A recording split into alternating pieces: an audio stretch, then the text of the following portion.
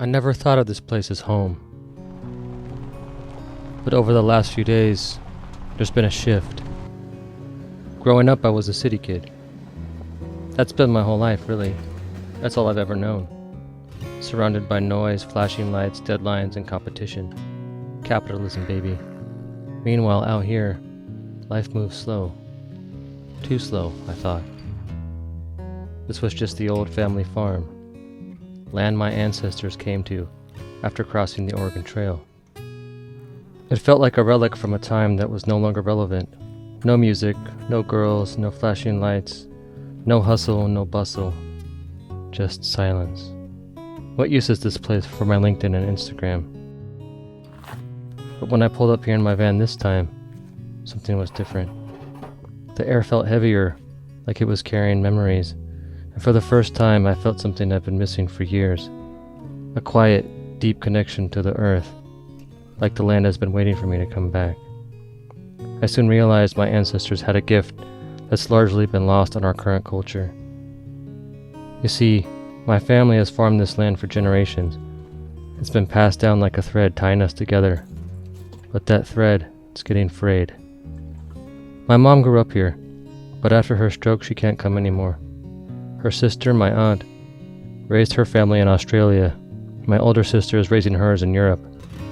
My uncle, who spent his formative years here, recently passed away, and his wife died shortly afterward. And in those last years I could sense a kind of sadness that my sisters and I had drifted so far away from it all. It's been 15 years since we were here together. I've learned the hard way that our Western families are far too distant from each other. It creates a kind of ice on the heart that we try to melt with outside achievement, but we never really manage to thaw out. Our ranch hand, Raymond, showed me around the property that's in our family name. My grandfather used to have much more, but it's been sold off over the years.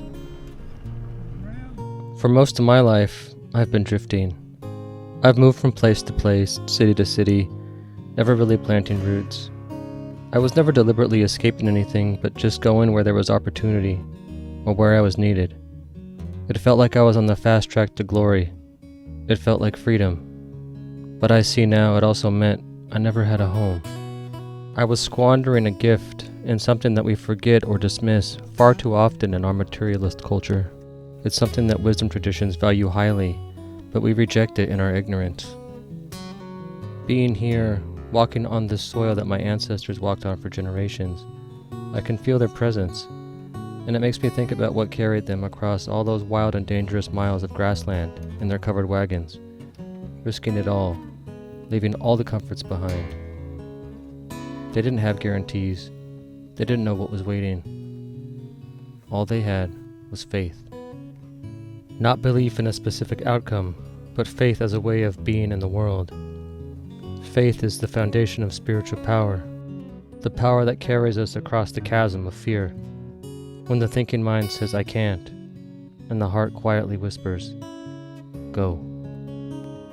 We make the mistake of categorizing faith as superstition. But faith is the essential ingredient in overcoming any challenge. If we wait until we feel safe or understand fully, we will die waiting and die unhappy. When we act on faith, we receive energy that allows us to push through the dark night toward the light, even when it seems daunting or even impossible. Our egos and our culture are fixated on certainty and knowledge. We chase stimulation and achievement, thinking they will make us safe, but the head can only see the edges of the map. The heart is what moves us beyond, into the promised land. And out here, I can feel my head growing quiet and my heart, like this old land, waking up again, resonating with the earth and the spirits of my ancestors. Maybe this is what it means to come home. Not just finding a place to stay, but trusting the path and letting faith carry you the rest of the way. See you on the path.